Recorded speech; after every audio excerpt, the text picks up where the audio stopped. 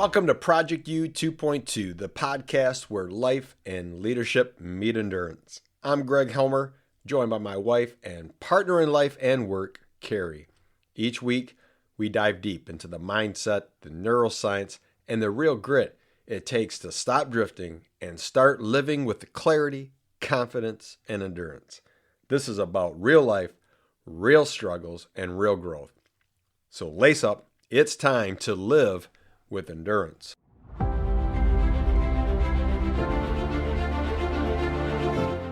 This week, Carrie shared one of the most meaningful stories she's ever told. The story of her grandma Charlotte and those rose-colored glasses. And Carrie, you captured something so important. Not naive optimism, not pretending that life is easy, but choosing how to see the world even when it would be easier to complain, criticize, or become hardened. That story stuck with me because it reminded me of something I've seen over and over again in leadership, in families, and in life. The glasses we wear don't just change how we see the world. They actually change how the world responds to us. A few years ago, during a particularly intense season of collective bargaining, we had a community member speak during public comment at a board meeting. Ironically, this person was a former board member. They stood up, pointing their finger, angry, yelling, and essentially demanding that we give the teachers whatever they want. Now, let me be clear. We have incredible teachers. We still do. We value them deeply. That was never the issue. Outside the building that night, there were picketers, solidarity shirts, flags, posters. Emotions were running high.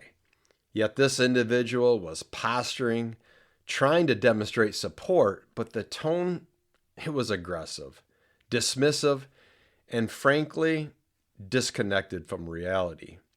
What they didn't understand, or didn't want to understand, was that collective bargaining isn't a moral slogan. It's a complex process. State aid, budget projections, revenue analysis, market competitive compensation, enrollment trends, geographic demographics, long-term sustainability. You don't just give whatever someone wants and call it leadership. But here's the thing. This person wasn't wearing rose-colored glasses. They were wearing dark ones. Everything was filtered through anger, accusation, and oversimplification. And I remember standing there thinking, this isn't about solutions. This is about emotion without understanding.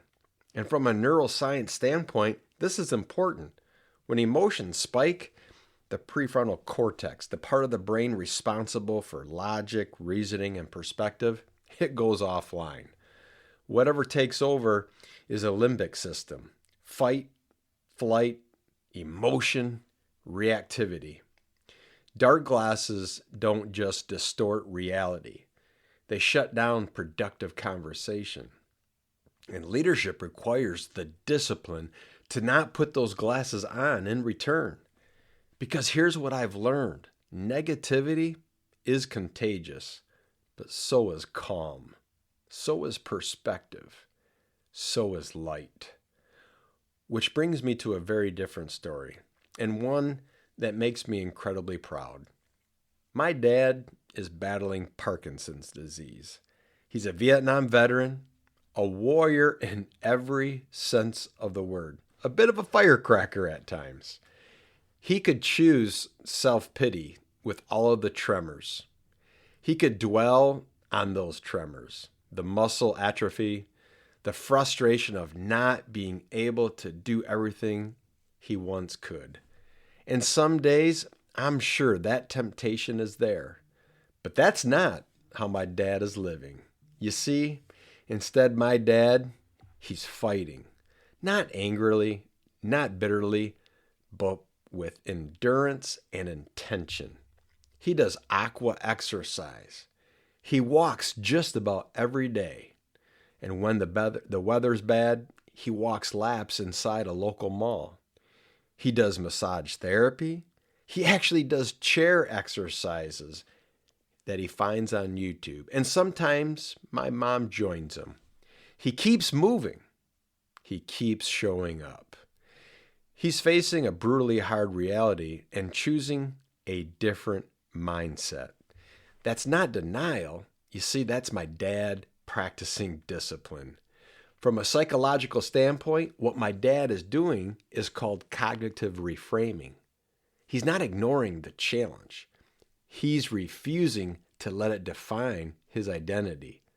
And from an endurance standpoint, that is everything. Endurance isn't about pretending the race isn't hard, and that race can be anything in life, right? It's about choosing how you respond when it is. That's what Grandma Charlotte did when one light bulb and a pack of saltines. That's what my dad is doing with Parkinson's. That's what leadership asks of us when emotions are high and reality is complicated. The brain has a natural negativity bias and scans for threats, problems, and what's missing. Left unchecked, it trains us to complain faster than we solve, to criticize faster than we understand. But the brain is also plastic. It can be trained. Every time you choose gratitude instead of grievance, perspective instead of outrage, discipline instead of impulse, you are literally rewiring your neural pathways. You are choosing which glasses to wear. And make no mistake, this is a choice, not a personality trait, not something that you are born with. It is a daily decision. So before we close, here's your challenge for the week. When something frustrates you, a conversation, a news story, a family moment, maybe a work issue, pause and ask yourself one simple question. What color glasses am I wearing right now? If they are dark, don't judge yourself. Just notice, then ask, what would it look like to switch them? Not to ignore the problem, not to pretend it doesn't matter, but to look for the light, the lesson, or the next right step. And once this week, I want you to be intentional. Choose rose-colored glasses, not because life is easy, but because you refuse to let bitterness become your identity. I promise you, that choice, it will change your energy, your relationships, your leadership, your endurance. This has been Project U 2.2, where we don't quit, we don't coast, and we don't surrender. If today's episode resonated with you, share it with someone who could use a reminder that perspective is power. And every Wednesday at 6:22 a.m., Carrie brings the heart of this work: connection, compassion, and courage. Until next time, stay strong, stay real, and keep living with endurance. See you at 6:22.